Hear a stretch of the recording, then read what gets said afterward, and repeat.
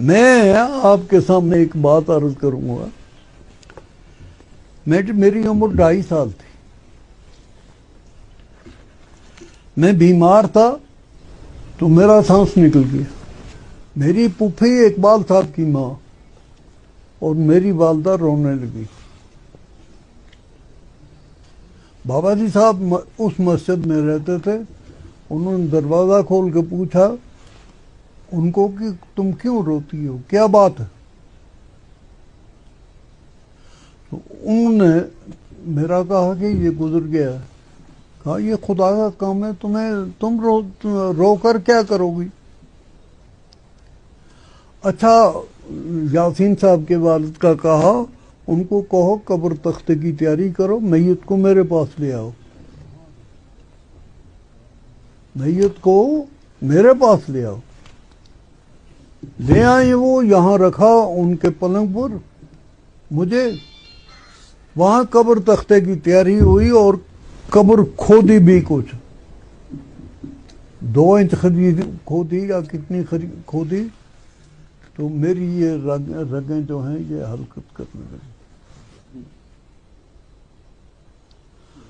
یہ جب حرکت کرنے لگے تو بابا جی صاحب نے ان کو بلایا. یہ آئیں تو کہا تم تو زندے کو دفن کرنے لگی تھی. ان کو تھوڑی سی جھاڑ دی کہ تم لوگ سمجھتے نہیں ہو، یہ ہے وہ ہے. تو یہ تو زندہ تھا، اس کو زندے کو دفن کرنے لگی. انہوں نے شکر کیا، انہوں نے مجھے اپنے چھاتی سے لگایا. اب بیٹھی ہیں تو اتنے میں کہیں کسی دل نام تھا اس آدمی کا، اس نے بابا صاحب کو کہا رستے میں کہ ایسا ہو گیا ہے. بابا صاحب آئے تو بابا صاحب فرماتے ہیں کہ سیاہ قسم کیا ململ کا صافہ میرے سر پر تھا، ابرک لگی ہوئی.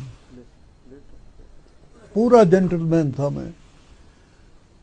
تو میں وہاں پہنچا تو مجھے یہ خیال نہیں پڑا کہ وہ صافہ میرے یہاں ایک حصہ اس کا گلے میں پڑا ہوا ہے.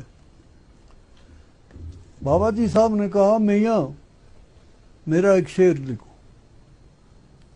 کسی بھی صورت میں وہ کشف ایسا نہیں کہتے تھے جس صورت میں دوسرا یہ سمجھے کہ یہ کشف ہے.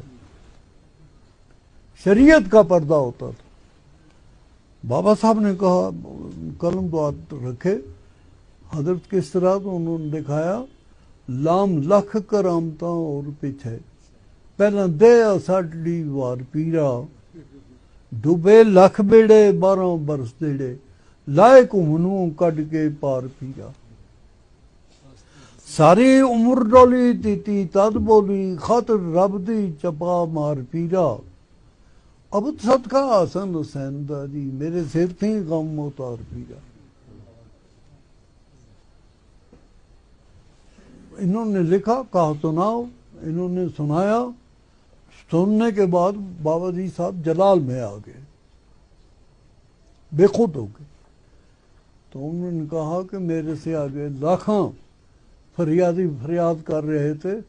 تو میں نے کہا آج پہلے میری بار ہے، پھر اور کرو جو کچھ کرنا ہے. میں نے اپنے سیدھی کو غوث پاک کی گود میں ڈال دیا ہے. غوث پاک جانے، خدا جانے.